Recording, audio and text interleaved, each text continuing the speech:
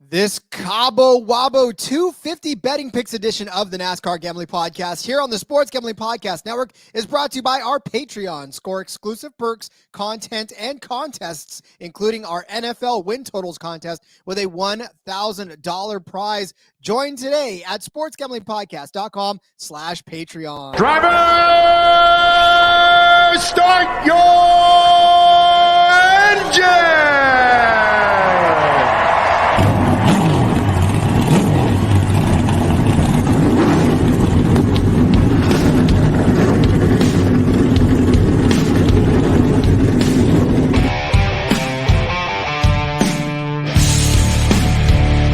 Strap in and pull those belts up tight as the Sports Gambling Podcast Network presents the NASCAR Gambling Podcast.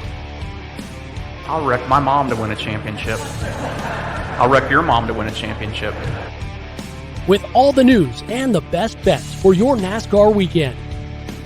It refrains me from not beating the out of you right now because you ask me stupid questions. But since I'm on probation, I suppose that's improper to say as well. If you could talk about racing things, we could talk about racing things.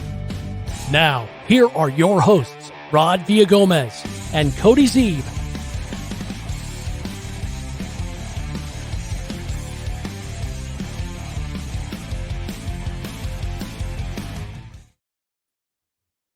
Welcome in, everyone, to another episode of the NASCAR Gambling Podcast here on the Sports Gambling Podcast Network. He, as always, is Cody Zeeb. I am Rod Villagomez, and we are back to Michigan for the Xfinity episode, of course, and the betting picks of the show.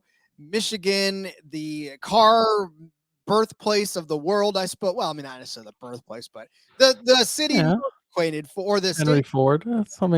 Pretty much, right? I suppose, right? What do they call it? The bedrock or man, words suck today, but yes. Cradle. Words are hard. It's okay. I mean, we only do this professionally. I don't know what I've been told that anybody can do this, which is, exactly why I think that people think that is because when you stumble over every word, can't get anything out there like, oh, I could talk better than that. You can. Yeah, until you're on this side of the microphone. But yes, Cody, we are back with Xfinity picks. We did the Cup show yesterday, so give that a listen if you haven't already. Pretty interesting as far as the Xfinity race is concerned. Not a lot of crossover names, and yet there are a couple of big hitters in this lineup this week in Michigan. So, I mean, this obviously factored into our betting process, as I can tell. But, I mean, as we've seen so far this season, it's not always cut and dry when these Cup guys come back down. Yeah, it seems like especially in the Xfinity Series, not always just going to be a runaway for the Cup Series guys. But we've definitely got some to bet on or against some of them. Ty Gibbs is going to be back in the number 19 car. He has already made 5 starts in the Xfinity Series this year. Just a reminder, drivers in their first 3 series the first 3 seasons in the Cup Series don't have the 5 race limit. So he is allowed to race, I believe, as many races as he wants to. So obviously not allowed to compete for points, but that's why he is still running more races, even though he has hit his 5. AJ Allmendinger back in the number 10 car this week. And Carson Hocevar is in the 77 car. I think that pretty much completes it, Rod. Yeah, like I said, not a whole extensive list. I mean, obviously, because, a lot of the Cup drivers, they haven't ventured down a whole lot this year anyways, unless it's been a specialty race like a road course or something like a track they want to get an edge up on. So haven't seen a lot of that with some of the bigger names. But again, I mean, now that as these drivers are starting to gear toward the playoffs, I don't think they want to take their attention off of the Cup Series ride for the most part. I mean, I'm sure we'll see a couple dip downs until the playoffs start for Xfinity, which in fact, we're getting closer to that as well, too. Yeah, we've got, I think, 6 races left. There's more Xfinity races than any of the other series. So, yeah, we've got Michigan, Indy Road Course, Watkins Glen, Daytona, Darlington, and Kansas is actually the regular season finale. So 6 races left for the Xfinity Series guys. 12 drivers make it in. Right now, number 11 is sitting in 10th place. He's got a 74-point cushion. Then it's Sheldon Creed, 22 points to the good. Riley Herbst, 25 to the good. Kligerman, 22 to the bad. Brandon Jones, 61 to the bad. That's basically your cut line there. So could have some surprise winners. One of these guys under the cut line is actually going to be one of my picks to win this race, and it might be kind of a shock to you, but we've got Daytona in that mix, some road courses in that mix. So as we saw, getting a new winner last week at Road America, guy like Sage Karam almost won. Now he wouldn't have obviously gotten the playoffs with that, but if one of these other guys does, can shake things up. So there is plenty of shaking and moving left to do in this six races left here in the Xfinity Series. And we say it every time anyways. There's always a possibility for anybody to win on any given day. I mean, I know the saying is prevalent to football, but it counts in NASCAR too. It's any given Sunday or any given Saturday, even no matter what series you're running, or in some cases every Friday, there's an opportunity for somebody else to win. I mean, NASCAR is unlike football in where you pretty much know who's going to win when they set on the field. Now, of course, there are upsets, of course, but there's 36 people on that track, and each individual has the opportunity to win versus one team versus the other. So any number of things can go crazy on this 2-mile track. But yeah, I mean, listen, I still think that there's going to be a more or less predictable race as far as what we are going to see. I don't know that we're in for too much chaos this week, but I could be wrong. Yeah, as you get into your bets, it's going to be a lot of the guys we talk about on a week-to-week basis. Not going to be as many things we expect to be different. Should be fairly straightforward. Pretty far into the Xfinity Series now, season. And while there's been a lot of parity at the top, it's been pretty top-heavy, and we kind of know who the main players on a week-to-week basis are. Might be a surprise or two. Obviously, there's a couple of Cup guys in the field. A Truck Series guy coming up in Carson Hocevar, it's a Spire entry, but it's basically a 5th JRM car, so it comes into play. His odds are he's only 12 to 1 to win, so he's not super far down the list, and they think he can have a pretty decent day for sure. So yeah, it's going to be pretty straightforward, but I found some really good bets we like this week. I'm pretty excited to bet on this. I'm very excited to bet on this one, and we'll get to those in a second, but I want to tell you about our Patreon. We had just launched a brand new Patreon, the Sports Gambling Podcast Patreon. It is perfect for the diehard DJ. Sign up for the Patreon to get access to exclusive contests, including the NFL win totals contest with a $1,000 first prize, plus a monthly SGP Stories podcast. That's an ad-free, uncensored show highlighting the best stories from decades of being DGens. Plus, there's even a Discord channel just for the patrons.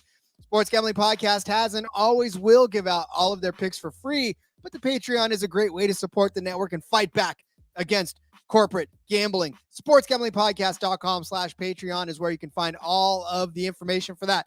That's SportsGamblingPodcast.com/Patreon. We talked about, or you did anyways, you brought up the fact that there's been a lot of predictability at the top, and a lot of what we talk about is some of the same drivers from a week-to-week basis. And listen, if you are relatively new listening to this show and you've only been listening for a few episodes and you do hear us bring up a lot of the same names, like Cody said, there's a lot of reasons for that. One, those are the guys that are normally up top. I mean, it's hard to ignore those guys when they're constantly top 5, top 10, constantly winning, right? That's first and foremost. It's hard to ignore them and not talk about them on a week-to-week basis. But also, the books pretty much steer us in that direction. They offer almost the same people week after week after week after week. So it's up to us to find the right combination of where to put those names with the finishing position, with the head-to-head, with the group matchups. So I know that it may seem like it's like, oh, well, you guys always talk about junior motorsport drivers. You guys always talk about this guy. Well, I mean, again, it's kind of difficult when it's a betting show. We have to give you bets, and that's what the books are giving us. So yeah, and I mean, get with it. Yeah, exactly. That's just how it works. There's ebbs and flows, right? There's going to be guys we're on multiple times in a row. We start to see patterns. We're going to continue betting certain guys. We're going to see patterns. We're going to stop betting on certain guys. Riley Herbst, if you listen to the first half of the season, I think probably the first 10 races in a row, we gave him out at a top 5, +2, +300, hit it 4 or 5 different times. We kind of got away from that a little bit because things have been rough. He's starting to come back a little now. Will he be on the show this week? Will he not? You have to stay tuned and find out. But it's just there's going to be ebbs and flows. Last year, Denny Hamlin, the prime example, We faded him so hard early in the season, bet against him every week. Then he started to win, and we stopped. And then we made money on him winning. And it's just, you got to find things, and as they ebb, as they flow, you find trends, you find different. You go back to last week on the Cup Series show, right? And we bet on multiple Stewart-Haas drivers to do well. Again, TV very, very surprised. They were completely shocked. But Stewart-Haas did well. You listen this week. Now Kevin Harvick is the outlier, of course, but we had some bets fading Stewart-Haas guys because we don't expect him to be good at this type of track. So it does continue to ebb and flow. Rod, I did have one big story I wanted to talk about when it comes to the Xfinity Series. We haven't had a chance to touch on this just yet. But TV deal for the Xfinity Series is done. Craftsman Trucks, NASCAR Cup Series, not done yet. But Xfinity going to be all on its own. A 7-year deal starting in 2025. Again, the NBC and Fox contracts run next year as well. So 2024 will still be the same as it's been these past years, where Fox is the first half, NBC is the second half, Fox/FS1 for the trucks all season. But a 7-year deal from 2025 to 2031. All Xfinity Series races are going to be broadcast on TV on the CW, which maybe you've got your daughters might be old enough to watch some CW TV shows, but not a channel I land on often. I will say that. They did a great job with the 100 Days to Indy this year. That was a great show. I really like that. Some of the main parts of this, though, is NASCAR is actually going to be the one doing the production. NASCAR just built, I think, like a $30 million production facility right there in Charlotte. Likely you're going to see them broadcasting. You may or may not know this. The Truck Series races, most of the time, not broadcast from the track. They're broadcast from a studio. They're doing that with a lot of baseball games now, even some football games. Kind of once COVID hit and they started to do that, they realized they could save a lot of money doing that. But NASCAR is going to be in charge of the production, which I think is really a good thing. NASCAR has done a good job with things they've produced over the years, and I think that this will be great. We don't know how it'll work. Do they take existing TV guys? If NBC is already covering the Cup Series race that weekend, do they have the NBC guys in the booth? We don't know word on that. If Alan Bestwick is not the top guy on their list, they're wrong. Need to bring him in to call all these races, but it will be interesting to see. CW is an over-the-air TV, so you can get your bunny ears, put them up on top of your TV, and get the CW. You can watch on the app for free, so you don't have to have cable to watch Xfinity. And this will be putting Xfinity, which could go either way, right? Because if NBC and Fox aren't as invested in NBC or in Xfinity, maybe they won't talk about it as much. But it'll be same place every week. You know where to find practice. You know where to find qualifying. It's not, is this on USA? Is it on NBC? Is it on NBC Sports? Is it on whatever? It's always going to be on the CW. So, but yeah, this is a first big step for the NASCAR TV broadcast rights and the Xfinity Series, first one to fall. I'm excited about this for a couple of reasons. One, because like you said, I mean, it's easy to figure out where it's going to be at, and the potential, and we talked about this on Twitter a little bit as well. On X. We talked about it while we were on X a little bit, and I'll tell you right now that the potential for the younger viewers, because listen, I still watch the CW because they've got the great DC shows. They've got Flash, they had Arrow, like all those good television shows. My wife watches the Nancy Drew, or when I think Sabrina was on that for a little bit. I don't know, but Riverdale, that's another one too that she watches on that. So I mean, we are frequent viewers of the CW. I have been for a long time, ever since they were WB, and what was the other one that merged with that to become the CW? I don't remember, but it doesn't matter. All I'm saying is that the potential for the younger viewers, I think, to just stumble upon it is there. Is any of it going to catch? I don't know. Maybe not. But I think the fact that it is over the air is appealing as well, because that means a lot of the cable cutters can watch this without necessarily having to get, or, maybe they took a break because they didn't have cable anymore. And they're like, I can't watch races. Now they can come back and watch at least Xfinity for this matter. And I know that when races are on Fox, right, obviously it's much easier for people to watch too, because it's on an over-the-air channel. When they start putting it on FS1, when they start putting it on FS2, And another thing too, when you air it on the network stations like CW, like Fox, like whatever, there's none of this bleeding into and moving cup races or Xfinity races back, because a lot of times when another sporting event is running long, right, you get this already in progress type thing. It doesn't happen so much with NASCAR as it does other sports, but nothing frustrates me more than when I set my DVR for a specific sport to start, right? And I get 5 hours worth of the sport before it, whatever it is. And they're like, if you want to catch the beginning of so-and-so, switch to FS2. I'm like, I did not record FS2. So yeah, that doesn't happen when you do it over the air.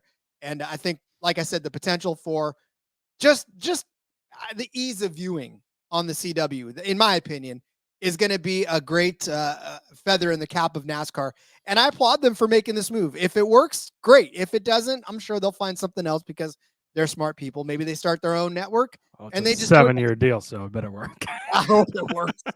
No, I think it'll be just fine. And yeah, I think that with the day and age we are, where it's a lot of the cord cutting and stuff, it'll make it easy. There was a lot of talk as they kind of negotiations started, a lot of speculation, like Xfinity would be the series they would use to try out the streaming, right? And all the old people were freaking out about how do you stream things and all of that. So at least they don't have to worry about that. But I think it's a good deal. I think it's a good start for NASCAR.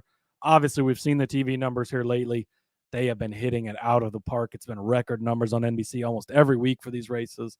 And so hopefully that continues through the rest of the season. I know football's coming. I know we're all excited.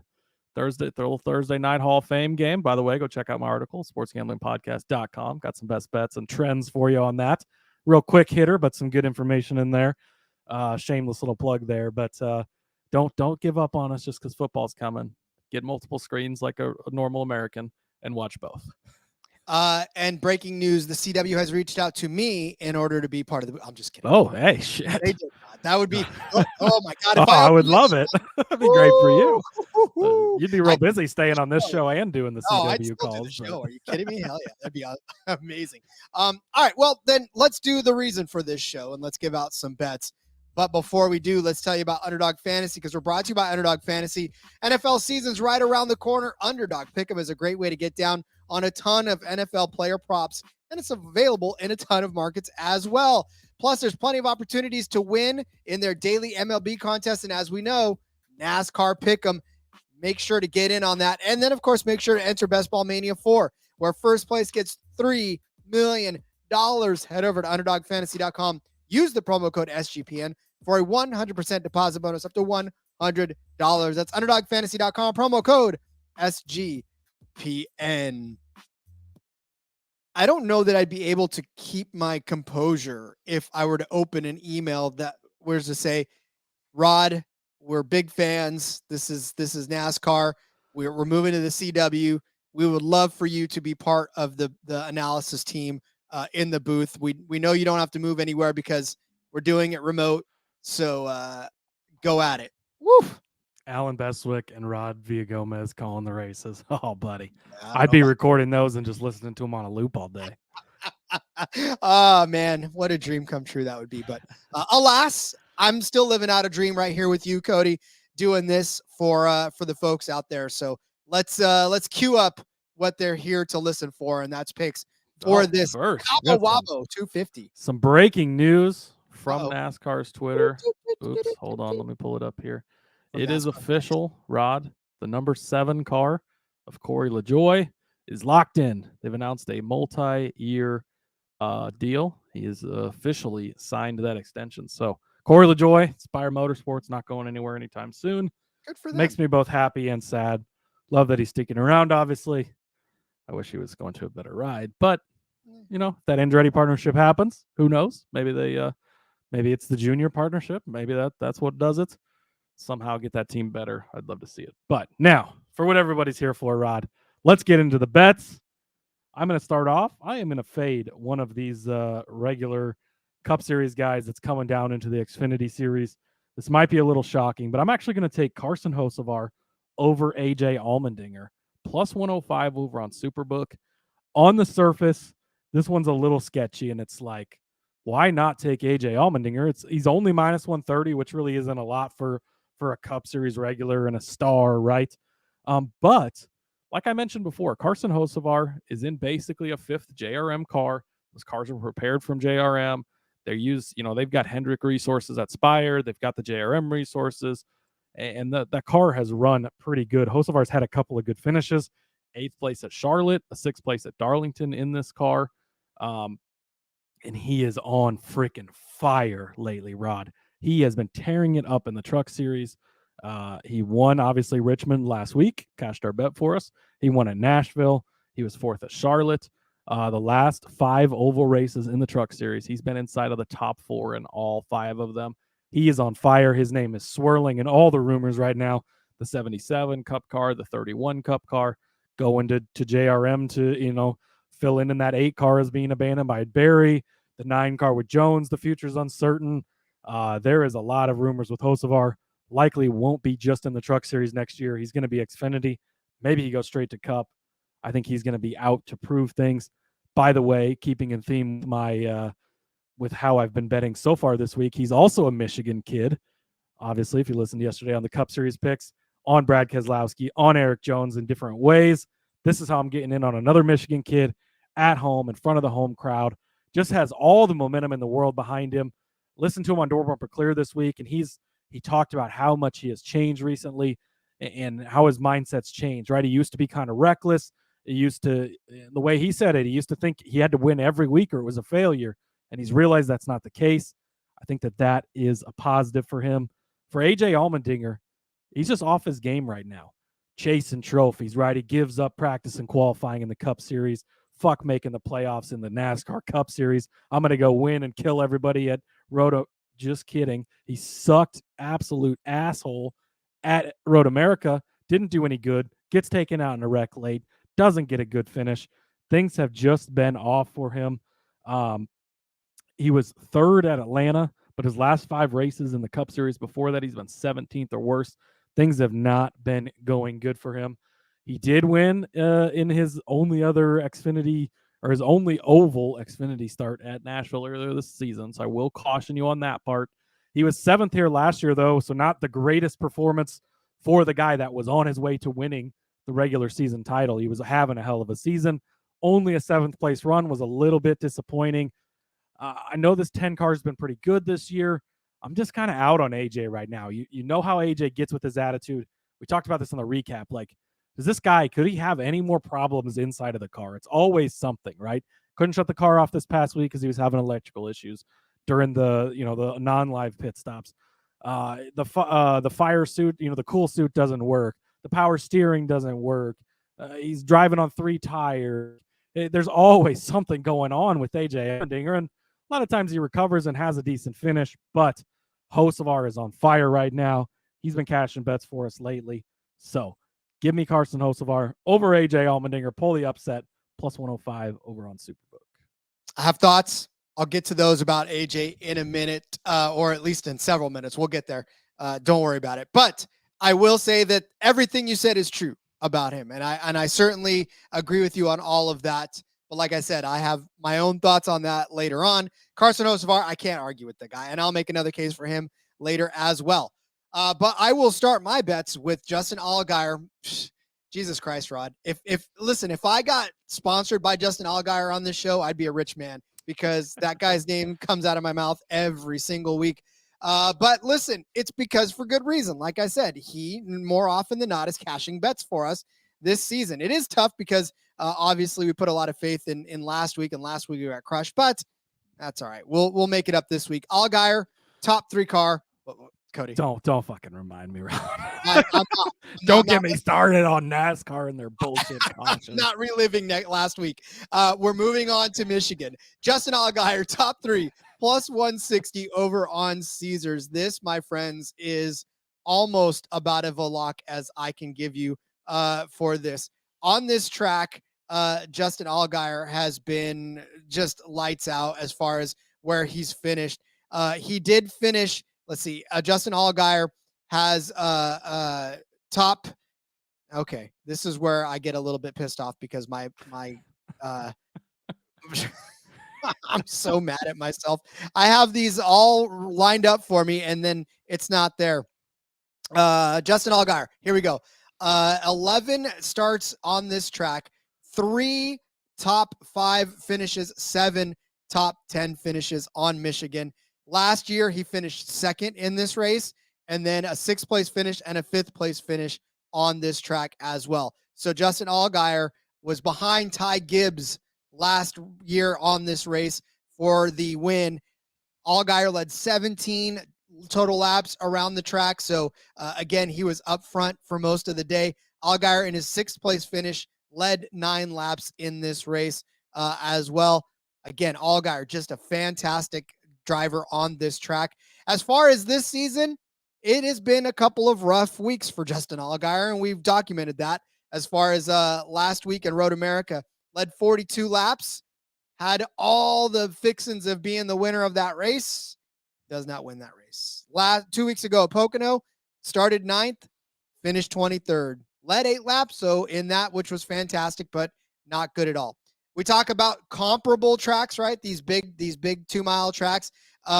In Fontana, he actually finished 3rd place. So on another 2-mile track, had a 3rd place finish this year as well. So, like we said, Justin Allgaier, those JRM cars, very, very fast, very, very good. He's been the class of them this season, and I think a top 3 finish is well within the realm of possibility. And he's pissed off after last week too. He's going to want to come out swinging to try to get some momentum heading into the playoffs. So I think you're going to see him around the front. He's definitely going to finish inside the top 3.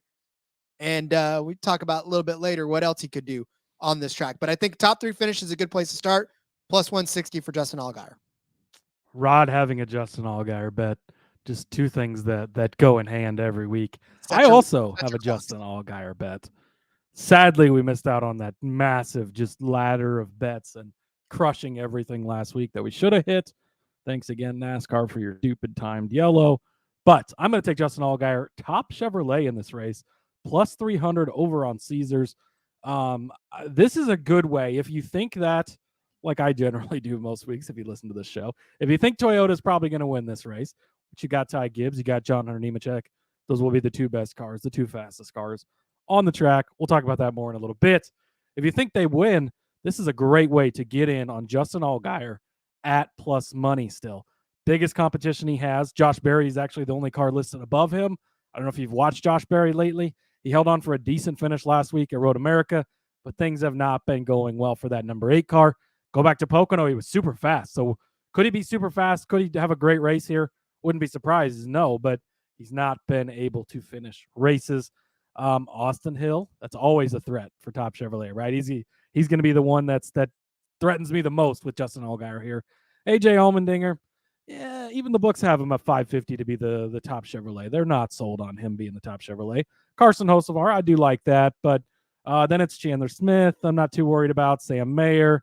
Brandon Jones, I'll make a case in a bit, but probably not. Sheldon Creed. So really, Justin Allgaier is definitely the guy that sticks out the most. Austin Hill's the one who scares me the most, but at 3-1 to be the best finishing Chevrolet, this gives you some room in case the Toyotas are fast, right? Which is, as I do most weeks, I think will be the case. John Hunter proves week in and week out he's the fastest car. Ty Gibbs is going to be very fast, like he always is. Sammy Smith could be fast, but this gives you the opportunity to hit a good plus money bet on Justin Allgaier. All he has to do is beat the other Chevrolets. So top Chevy over on Caesars, plus 300 for Justin Allgaier. So, in the Cup Series, when we said that Ford's had a stranglehold on this track, it's funny because Chevy and Toyota have been the dominant manufacturers on this track. The last Ford to win. That's not fair, Rod. There's no Fords in the field.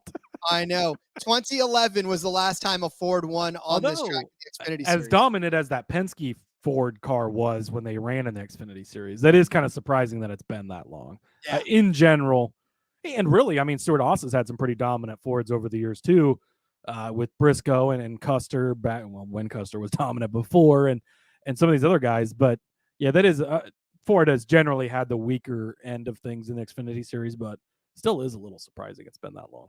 Yeah. You want to know? You want to take a guess on who the Ford was in 2011? 2011? 2011 Xfinity Series. Well, it wasn't. I'm going to go with probably a Roush Ford, right? Number 60, Greg Biffle. No, but you were close. It was Carl Edwards. Ah, real close. Same guys, basically. Same basic guys. Yeah, exactly. I So just know that Greg Biffle won a lot of fucking races at Michigan. So he did too. He did, but he didn't win any Xfinity races. no Xfinity. Okay, he won them all in the Cup Series, but Yeah, he killed it at Michigan in the Cup Series. You look back at the winners of this, and I'll digress before my next bet. You had Ty Gibbs, AJ Allmendinger, Reddick, Austin Dillon, Hamlin, Suarez, Kyle Busch, Paul Menard, even Regan Smith. Well, even Paul Menard. Those are all Cup Series, like all Cup Series guys. Even Paul Menard was in the Cup Series a long time. Regan Smith has had a few cups of coffee in the Cup Series. Dang. So I'm just saying, like it's crazy. Pretty loaded list. Yeah, it is a very loaded list, even going back as far as a couple of years. So crazy. All right. My next bet is Austin Hill as a top 5 car at plus 115. How did I miss you had this one? Because I have this one too. You know what? Fuck it. We're keeping it. We're both on this bet. One. Yeah. Go ahead, Rod. I'll let you make the case. Well, thank you. Yeah, Austin Hill is a top 5 car. He was last year in this race. Started 16th, finished 5th. But what speaks even louder than that are his last, let's go back all the way till, Dover, 4th place. Darlington, 4th place. Charlotte, 4th place. Portland, 5th place. Sonoma, 8th place. That's a road course. We'll give him a little more credit. We'll give him a 3-place bump on a road course because we had Suarez in that race and a couple other folks in there. Nashville, 4th. Chicago, 5th. That one counts because it explains my narrative. Atlanta, 12th. But the last 3 races: Loudon, 3rd. Pocono, he won. Elkhart Lake, 3rd. The guy has had 12 top 5 finishes in 20 starts this season. That means only 8 times has he finished outside of the top 5. Where did he finish in Fontana? Well, he started on the pole, finished 6th, just 1 place outside of the top 5. But he has won 4 races this season. This dude has been Mr. Consistency. His average finish this year, 7.5. I mean, again, on a track that he started 16th, finished 5th last season. He actually even led a lap in that race just for good measure. But Austin Hill, I cannot believe that we're going to get plus 115 for a top 5 when top 5s are a little difficult. They're priced a little bit weaker than I feel like they should be. So Austin Hill is a top 5 car sitting out there in plus money land. Give that to me all day long. So yeah, Rod beat me to the document on this one as well. I'm just behind this week. I'm telling you right now, Cody, it is a race to the document. We have begun now the arms race when it comes to the document. I've noticed that lately. It is. And Rod beat me to this one, unfortunately. So he got this, but I didn't even realize as I was putting mine in that you had this. So I logged it as one of my bets. I'm not going to change it because Austin Hill at plus money to get a top 5, 12 of 20 races this season, Rod. I rest my case. Like, if you've listened to the show for more than 5 seconds, you know this is an auto bet. They're still giving it to us at plus money. He did it here last year. You go back to California, the most comparable track to this. He finished 6th there, 1 spot outside. Not many intermediate tracks we've run this year, but 6th place at California, 1 at Las Vegas, 4th at Charlotte. That's all pretty damn close to being inside the top 5. So 12 in 20 races. He's now the regular season points leader. He's coming off of winning a couple weeks ago at Pocono, the most recent intermediate track we had, if you want to throw that in there too. Austin Hill, top 5, doesn't get much more automatic than that. So I'll stick with you and back this as a double lock on the NASCAR Gambling Podcast. Double lock on the NASCAR Gambling Podcast. Well, since you backed that up, should I allow you to do your next bet, or do I launch into mine? I think it's your turn on the now. Issue. I'm confused now. Is it my turn again? We don't usually give out the same pick. That's how good this one is. We got to both give it out. So I think it's your turn. Okay. I'm lost anyways. I've been jumping all over the documents, so I don't even know where the hell I'm at. This is a free form Wednesday, but I love it. This is fun. Fine. Okay. I will ride along on your Carson Hocevar narrative, and you laid out the perfect case for Carson Hocevar. You're going to take him over AJ Allmendinger. Again, I can see that bet. I'll take Carson Hocevar over Chandler Smith, and I hate to dump on Chandler Smith. I really honestly do. But unfortunately, when 3 of your last finishes have been 20th or worst, that's tough, especially when you started on the pole for like Atlanta. At Loudon, you started on the pole. I mean, he finished 2nd in Loudon. That's fine and all, but it's tough because Chandler Smith has run on hard times. He started out pretty well, right? At 12th at Daytona, which, for super speedway for a young kid, that's not bad. Then he ripped off 3 straight top 5 finishes between Fontana and Phoenix, where he finished 4th in Fontana, 3rd in Vegas, 5th in Phoenix. Rough time in Atlanta. He had a rear gear problem, finished 28th, bounced back for a 12th place at Austin, 1 at Richmond. But then it's just been a little bit back and forth. 10th at Martinsville, 25th at Talladega, 13th at Dover, 36th at Darlington, 13th at Charlotte, 9th at Portland, fun, 14th at Sonoma, cool, Nashville, 12th, 8th at Chicago, but then 20th, like I said, in Atlanta, 2nd at Loudon, 20th at Pocono. Elkhart Lake is 32nd or 37th rather at Road America. It's just Chandler Smith and that colleague team. I didn't realize that we're taking both the colleagues arson over both colleague cars. But again, over 2 of them. And if they gave it on the 3rd op guy, I'd definitely be hitting that because fuck that guy.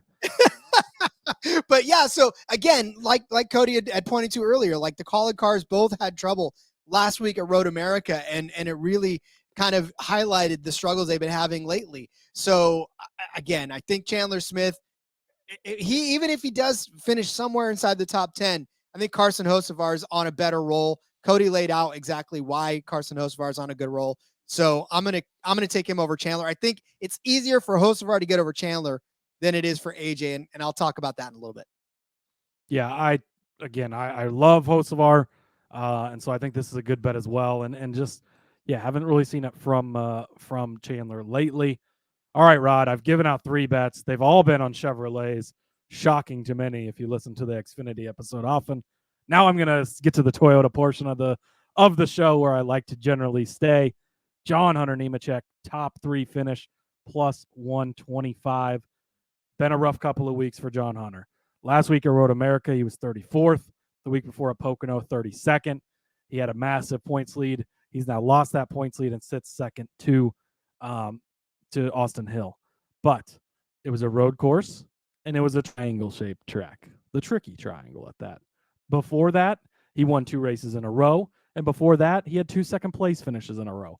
So the last 4 more normal tracks that we've been on, rather than the road course and the triangle, John Hunter has been fast. He's been the fastest car in the entire series, week in and week out. It's not been any question. And he's going to be back on top this week. He won at California Auto Club, the most comparable track to this one. He led 49 laps that day. He was 2nd place at Charlotte, 6th place at Las Vegas. John Hunter Nemechek will be one of the best cars in this race. He will finish easily in the top 3, plus 125 over on Caesars. I love this one. As do I. I was off John Hunter Nemechek for a couple of weeks, but really, and obviously deservedly so, because he definitely had his struggles over the course of the last couple of weeks. But I think he's primed for a bounce back. That's what happens a lot of times when these drivers go through some of these dry spells, is they'll bounce back. However, we do see them not bounce back, which is why we kind of keep fading some at some points. But John Hunter Nemechek is one of those drivers where you can't keep him down very long. So I'm with you on that one. All right. My next one is going to be Josh Berry. I'm going to take Josh Berry in a bet this week, and I'm going to do this over, and I might be surprising everybody, but Cole Custer. We talked about how Fords are not necessarily known for their speed around this Michigan International Speedway in the Xfinity Series, and that's going to hold serve as well here. I'll tell you right now that we talk about people bouncing back from bad finishes on this in this series. Well, Josh Berry finally bounced back a little bit. I say a little bit after a really rough stretch between Chicago and Pocono. He did find his way to a 6th place finish last week in Road America. But I'm telling you right now, that one was a very, very contentious one. Obviously, he didn't really have the car most of the day, but he managed to find his way to 6th place, which could breathe a little bit of life, especially on this 2-mile expansive track that is Michigan. For Cole Custer, look, we had high hopes for him. He delivered a little bit between Richmond and Atlanta, where he ripped off a solid string of top 5 finishes, and in most cases, top 3 finishes with a couple of wins sprinkled in there. But since the second trip to Atlanta, where he finished third, it's been 3 races in a row in which he's finished 22nd or worse. 22nd at Loudon, 33rd at Pocono. Started in second place last week at Road America. We all know the fate that he suffered. 30th place after 41 laps, just did not find it there. Again, it's not like Josh Berry has had all the greatest of luck either. He finished 5th in Nashville. That was fine. He did finish 5th at California earlier in the season, so we'll count that too. But Chicago 23rd, Atlanta 19th, Loudon 17th, Pocono 24th, before bouncing back for that 6th place finish over there in Road America. So, but for Josh Berry, he's been on this track a total of twice in his career as a JRM driver. He's got a 4th place finish and a 6th place finish in that span. So again, a couple of top 5 finishes for him, which leads me to believe that if we're going to think JRM is fast again, then we're going to go ahead and give him the nod. Cole Custer has 3 career starts on this track, a 10th place finish, a 3rd place finish, and a 12th place finish. So only once really has Cole Custer never has Cole Custer out finished him, because they've only been on this track. They've never been on this track together. Got to get my ears straight. But yeah, a 10th place, a 3rd place, and a 12th place for Cole Custer. Again, for Josh Berry, 4th place and a 6th place. In fact, Berry led 24 laps in 2021, 3 in 2022. He's fast around this track. I think he's going to be faster than Cole Custer again. This is at -130 over on Superbook. Oh, that's a tough one. I don't trust either of these guys. I don't know if I can trust Josh Berry enough to lay a -130. You did make a very solid case. You almost talked me into it, but yeah, I don't know which way to go on that. So best of luck to you is all I have to say. I'm taking another page out of your book. Did this in the Cup Series show as well. I'm going to take winning car number over 16.5. This is only -115 over at Caesars, Rod. The way that I look at this is basically, does Joe Gibbs win or does JRM win, right? Because most of the JRM numbers, actually, I think all of them are underneath 16.5, and all of the JGR numbers are over 16.5. Surprise which way I'm going to go, but I'm going to go with over 16.5. Rod, this gives me all 3 Joe Gibbs cars. Sammy Smith, fast enough on any given week to win. He just has to put it together. Ty Gibbs, we'll be talking about him more in a minute. John Nemechek, you know how much I love him. That alone makes me want to take this bet. But I also get Austin Hill, who we know can win any given week. He's going to be racing in the Cup Series this week as well, so that's pretty exciting. Carson Hocevar is included on this. Riley Herbst is included on this. Guys that are longer shots but can win. That's kind of the extent of it, but really it's those 4 drivers you're getting. Sammy Smith, Ty Gibbs, John Nemechek, Austin Hill. Absolutely love that bet. Why is Ross Chastain listed on the NASCAR app as the driver of the 10 car now? I'm seeing AJ Allmendinger on the entry list. That's what I saw too. Changed. Let's see. Why don't you look into that while I keep talking? Yeah, keep talking. Because that's changed from when I recently looked at it. That would be an interesting driver change there and would affect obviously some of our bets. But so obviously underneath of this number, you got Chandler Smith, number 11. He's not going to win anyways. The number 10 car, whether it's Chastain or Allmendinger.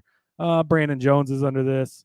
Josh Berry, Justin Allgaier, all guys that can win. Creed, Mayer, maybe Custer. But again, it's those guys over 16.5. That's Sammy Smith, Ty Gibbs, John Nemechek, Austin Hill. Just a sweet spot.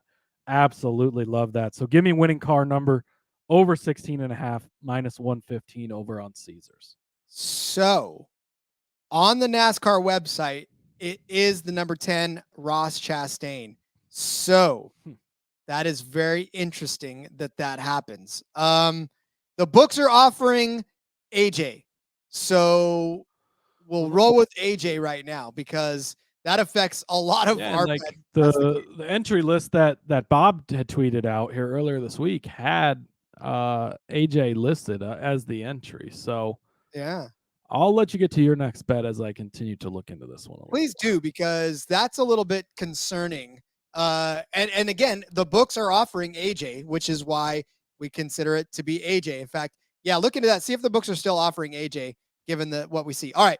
Well, first of all, my next one doesn't really necessarily involve that one anyway, so it doesn't matter. Winning car is odd. That is what I'm going to pick. This is at So, real quick, Colleague did tweet out a picture of the cars 3 hours ago, and the number 10 car does have Chastain's name on it. So, I guess they've made the decision, which can you blame them, as bad as AJ's been having it lately, to change that. So, I'll see. We've only had one. Well, it's going to change one of your bets for sure coming up. Spoiler: Rod had AJ to win, so you might want to see if you can find a longer shot that you like. I'll let me find a different matchup I like, since Hocevar over AJ will no longer be accepted. Well, yeah, that's only going to affect mine, and I'll find a longer shot later. But I'll get back to mine. Winning car is odd at plus 100. This one's a fantastic bet because again, it avoids the 10 car altogether. Then who cares? But it gives you Sam Mayer, winner of last week's race, right? It gives you Justin Allgaier, who, I mean, I'll talk about him a little bit later. It gives you Brandon Jones, the other junior motorsports car. It gives you the number 11 car who could accidentally pop into a win. It gives you Ty Gibbs, right? It gives you Austin Hill. It gives you, oh yeah, Brett Moffitt. Let's go. No, but I mean, again, it gives you all of those guys. And those are the guys that I think are the strongest ones. And of course, when you look at the odds as far as who's favored to win, most of those names pop up there as the favorites to win. So you're going to get all of the favorites to win at pretty much even money. So kind of doesn't matter which one of those ends up winning, right? Because it gives you Justin Allgaier, who's at plus 550. Austin Hill is at plus 750. Those are already two of the cards. Ty Gibbs is the 19. He's the favorite at plus 400. Sam Mayer is actually 20-1 to win this, and I don't think that's going to happen. But Brandon Jones, again, 20-1.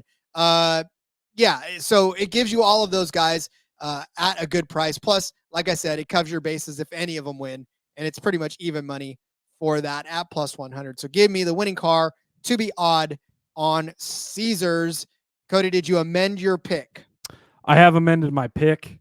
And yeah, I like the I do like the odd thing. Confirmation from Bob here too. He posted, well, 5 hours ago, he posted the qualifying order, and it still lists AJ Allmendinger, which is that's the official sheet that actually comes from NASCAR. So someone had asked, he was confused because he saw Ross will be in the 10, and Bob said they did change these they changed after these were posted. So it is Ross Chastain in the 10 car this week. So scratch the Carson Hocevar over AJ Allmendinger bet.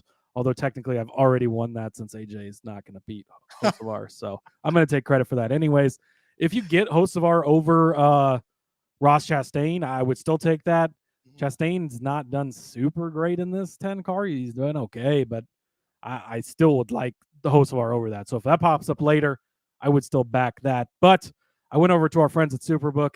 I found Austin Hill over Josh Berry plus money, Rod, plus 110. This was definitely not available when I was looking earlier because I would have taken this for sure. So, I mean, it's Austin Hill, Mr. Automatic against Josh Berry, who lately hasn't been able to really put it together. Look back at Pocono and what happened there, even though he had a fast car. That's about as much of an explanation as you need to get. Plus money for Austin Hill, Mr. Consistent to beat Josh Berry, plus 110 over on Superbook. I will change my official pick to that. That's a good one. And as we speak, all of the Allmendinger bets are off of the books now. So as you can tell, when we researched earlier, it was still up. Now it is officially down. So we are officially pulling any AJ Allmendinger bets, which is fine. They have not updated Ross as far as no, they adding him to the outrights. So who knows where he'll be, but I don't think Ross Chastain is going to win this race. So I don't think it really matters. And I can't even make a case for that's what I'm saying. Like I was going to make a small case for AJ, given that he did suck so much last week. He is in full FU mode. And I mean, you know, I don't know. I felt like so much in FU mode. He said, F you, I'm not driving this race. Or colleague was like, F you, we're not driving this race because you're going to go sit in timeout. Now we're going to have him focus on the Cup Series. Okay. I know. When they're at the same track, you kind of missed the boat there, guys. Yeah. All right, fine. Well, we will give out some winners, but we are going to introduce you to a show that we love on this network. Hey, everybody. If you play fantasy football, especially in auction leagues, and or you're a whiskey fan, yes, exactly. Check out the Sports Gambling Podcast Fantasy Football Channel show, Old Fashioned Football. coming to you every Tuesday morning, give us a listen. We'll bring you the latest fantasy football data, including The injury report, studs and duds, waiver wire targets, and suggested fab. market movers. After all, we are the Marks, He is my hubby. and she's J Mark's wifey. And we're bringing all this to you while drinking an old fashioned and giving you our honest review of a different whiskey every week. All that and more. Hop on over, give us a listen, come for the football, stay for the whiskey. This ad's almost done. Going once, going twice. Sold. Proving that podcasting is still a living, breathing thing, no matter when you record it or how you listen to it. Again, this is breaking news as we record, which, this is what happens when you do it on a middle of the day, but I'm okay with it. I thought it made for some compelling podcasting. Yeah, exactly. Force us to change on the fly, make some different picks, make some different bets. So I like it. All right, Rod, you ready for some winners? I think so, unless something else changes in between now and then. Well, talking about gifts that the books are kind enough to give us, why is Ty Gibbs plus 450 to win this race, Rod? Usually we see Cup guys dip down in these top tier rides. They're plus 150, plus 200, plus 450 for Ty Gibbs over on DraftKings Sportsbook. This is an absolute hammer for me. John Hunter is about plus 500. He's the one who scares me the most. Of course, we know he's going to have the speed to compete with and could beat Ty straight up. But last year in the Cup Series, third career start, Ty Gibbs finished in 10th place. He won the Xfinity Series race that weekend, led 54 laps. He has made 5 Xfinity Series starts this season, and surprisingly has not won any of them, Rod. He did lead 52 laps at Charlotte. I think he had a pit road penalty, fought all the way back, ends up finishing in 5th place. He led 28 laps at Nashville before he got in a wreck. The other 3 races were road courses and a super speedway at Atlanta, so kind of got to throw those out a little bit. But JGR cars are fast each and every week, especially on ovals, especially on big ovals like this. Again, the fastest track that these series come to throughout the entire season. This track is faster than Daytona. It's faster than Talladega because it's big. It's got the banking, and it doesn't have the tapered spacer that works as a restrictor plate. So Ty Gibbs, plus 450, way too good to pass up on. I think we see the young man back in victory lane this weekend, and I absolutely love that. So give me Ty Gibbs, plus 450. Just in case something happens and Ty Gibbs doesn't get it done, right? You got these insurance plays. Carson Hocevar, 15-1 over on Barstool Sportsbook, Rod. I talked about him a little bit earlier in the show. Unfortunately, that bet's now voided because it was against AJ Allmendinger. But Carson Hocevar has been on fire lately, tearing it up in the Truck Series. All the rumors are swirling. Where's he going to go? He is a Michigan kid coming home to race at Michigan. This is his first time ever on this big track at Michigan. The Truck Series does not race here. He is pumped up for this one. He's got that different mindset. He's going to be careful. He's going to get that car to the end, have himself in position. Again, you think JRM is going to be fast enough to win this, which we think that they can be, right? This is basically the 5th JRM car. I trust him more than Sam Mayer. At this point, I trust him more than Josh Berry. I trust him more than Brandon Jones even. And Justin Allgaier obviously is going to be fast as well. But Carson Hocevar can definitely get this done at 15-1. I think these are great odds. That's over on Barstool Sportsbook. And Rod, my surprise, why I keep going back to this guy, I will never know, but I can't help it. Brandon Jones, 20-1 over on Superbook. This is his type of track. He is just good on this kind of track. The last 3 seasons, 4th place, 2nd place, 6th place. Yes, I know those were in Gibbs Toyotas, but these JRM Chevys are very fast as well. He's got 3. What do you think his average finish over the last 3 races is, Rod? Because Brandon Jones has had an absolutely horrible season. It's been horrid. It's been one to forget. But over the last 3 races, where do you think he's been finishing? I'm going to say 7. That's a little bit worse than 7, but it's been inside the top 11 the last 3 races. 7th at Pocono, 9th at Charlotte, 11th last week at Road America. Things are it's grim still, but looking up a little bit, right? But you go back And you look at Charlotte earlier this season, finished 9th place there. So, and 7th at Pocono, again, another intermediate. They've shown some speed, some ability to get to the end. Brandon Jones is a very good driver, and if he can just find his way to the end and not get caught up in the trouble, he's got the opportunity to be in this one. At 20-1, I think there's value here. I think he could be the long shot surprise winner of the week. So give me Brandon Jones 20-1. I was going to put that one as a long shot, so I'm glad that you put that one out there as yours, because I definitely think Brandon Jones could surprise you.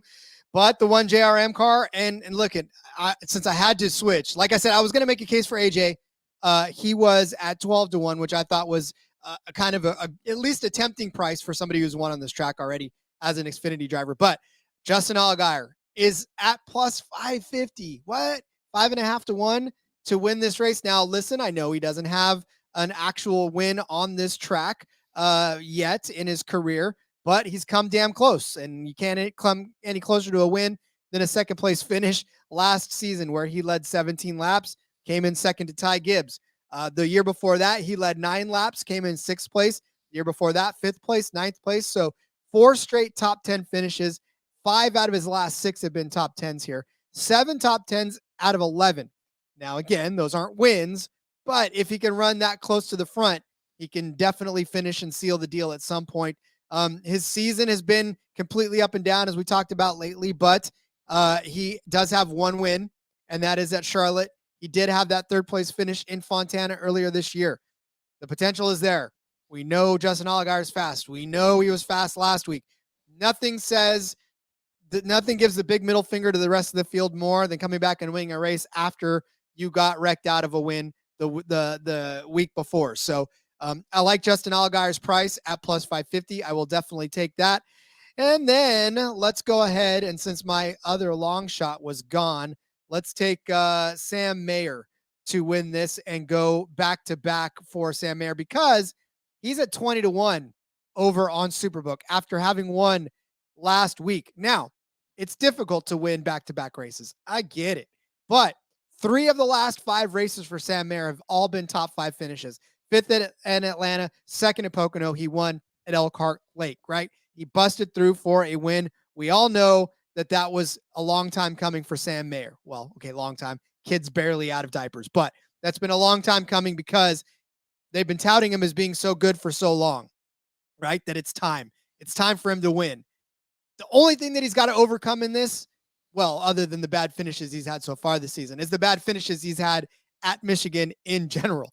He's made 2 starts on this track. Both of them have been 33rd place finishes. His average finish, 33. So, I mean, that's not easy. That's not hard math to do. So he's got to get over that. But again, when you look back at what he's done this season, he finished 2nd in California, right? Kid came out swinging over there in Fontana. He didn't lead any laps, which means that he found his way from 22nd to 2nd, all the way up there. So he was a fast car that day. They built him a very, very fast number 1 Chevy. And I think they're going to do that again for him at Michigan. If we think all JRM cars are going to be fast, he's one of them. At 20-1, just like Brandon Jones, I'll take a swing at Sam Mayer, who just won last race, to come back and do it again. Yeah, got that monkey off his back. We've seen these guys before. Once you get that first win, you finally get it done, and things can take off quickly. So I don't think it's a bad pick at all.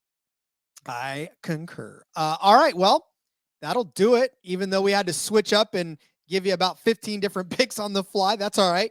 Let's go ahead and get your pen and paper out and recap the bets for this Cabo Wabo. And may I say, there's not a sponsor that I can get behind more in NASCAR than Cabo Wabo. I love me some alcohol. So Cabo Wabo, that's good. Sammy Hagar, right, of Van Halen, Van Hagar. That's his concoctions. So good on you, NASCAR, for backing such a fine spirit.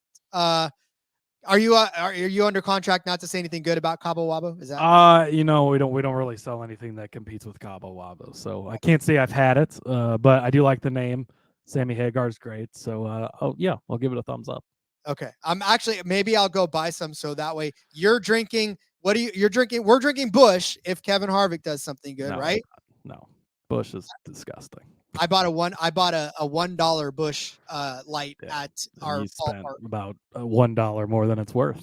That's for damn sure. But I'll definitely buy some Cabo Wabo tequila. Maybe enjoy some while I watch this race. All right, get out your pen and paper and your shot glass as we go over today's bets. Cody started you out with Carson Hocevar over. Oh, wait, hang on. He gave you now Austin Hill over Josh Berry plus 110 over on Superbook. I gave you Justin Allgaier as a top 3 car at plus 160 on Caesars. Cody said that John Hunter Nemechek was going to be a top 3 car at plus 125 over on Caesars. I said that Austin Hill was going to finish inside the top 5 at plus 115. Also on Caesars, Cody gave you Austin Hill as a top 5 car as well at plus 115. I said Carson Hocevar was going to finish better than Chandler Smith, minus 110 over on Superbook. Cody gave you Justin Allgaier as the top Chevy at plus 300 on Caesars. I said Josh Berry would finish better than Cole Custer at minus 130 over on Superbook. Cody followed it up with winning car number over 16.5, minus 115. I said the winning car, if it's over 16.5, fine. It'll be odd at plus 100. And then Cody gave you Ty Gibbs at 4.5 to 1 on DraftKings to win, Carson Hocevar at 15 to 1 on Barstool, and Brandon Jones at 20 to 1 on Superbook to win this race. I said Justin Allgaier at 5.5 to 1 on Caesars. And because AJ Allmendinger was taken out, I changed it to Sam Mayer at 20-1 to win the Cabo Wabo 250 from the Michigan International Speedway in Brooklyn, Michigan. Cody, these betting shows, I love them to death, but I just want to hurry up and watch the race. I know as soon as we're done, it's like, okay, we got the bets in. Can we watch it now? Like, I know we have to get this out and let people be able to have time to listen and place their bets, but I'm ready for the race right now. Let's go. Let's get it underway. I'm telling you, we don't have long to wait to SRX, which, by the way, shout out to our guy or gal. Yes. I think it's a guy, Sansa Minch. And if I'm pronouncing your name wrong, I know you listen. I apologize. Go ahead and give us the right in one. But at Bob Blah. Oh, Bob Blah Blah. This is me reading, folks. Yes, Bob Blah Blah. Why pre-read when you might get it done the first time? This is what I'm saying right now. We've already proven to you how fluid of a podcast this is. But anyways, shout out to Bob Blah Blah, right? Sansa Minch on Twitter. On X, who gave us a great stat that if we had not already bet on yes, that's it. To win the SRX. He owns it. Johnny Benson owns the Bristol or the Berlin track, yes, that SRX is going to be. And so what's crazy about this too, and like you pointed out, like Johnny Benson is still 40 to 1 over on Caesars, but on some other books he's like plus 650. So very interesting how it's different like that. So I think, yeah, let's add thank you to you, blah, blah, blah, whatever. But yeah, we're going to add that as an official play. Johnny Benson Jr., 40 to 1. Berlin is his home track. He owns the place, obviously filling in lieu of Paul Tracy being suspended. But I think at 40 to 1, it's worth throwing a sprinkle on there for a long shot. Yeah, I mean, again, if that's the kind of insider knowledge that our listener base has, then we're going to roll with it. So yeah, we'll put a little bit down on that. We'll take your word for it. We're not even going to do any more research into it. Nope. It's on you, buddy. Now, if this doesn't hit, it's on you. You know what we feel like. We'll blame you.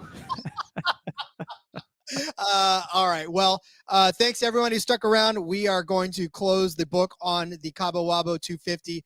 As far as the betting is concerned, we'll just get to watching the race on Saturday. So, Cody, as we wrap things up, any closing thoughts? And, of course, let everybody know where they can find you on social media. Yeah, excited for this one. Should be another good race. Xfinity Series delivers almost every week. Intermediates have been delivering this year. Gonna be a good one. I'm excited. And yeah, follow me on X at Husker_Zeeb. You can find all my work over there.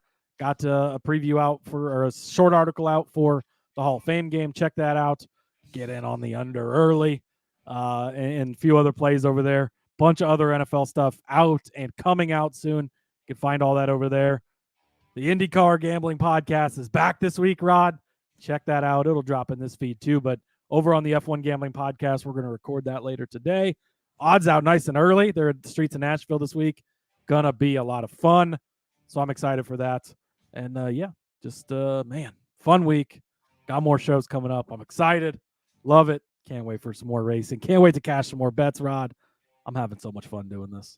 Let's go. I'm on X at RJ Villagomez. Link in the bio. Everything I got going on, whether it's here, whether it is in between media, the back road. We're going to be talking some Michigan over there with Seth and Elliot as well.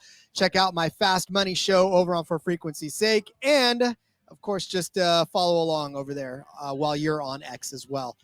We'll be back tomorrow, like Cody. And then a bonus episode to kill out the show. Make sure you check out this feed as the F1 Gambling Podcast becomes an Indie Gambling Podcast once again this week. So we'll have some fun. We'll see you tomorrow. Until then, let's go racing and let it ride.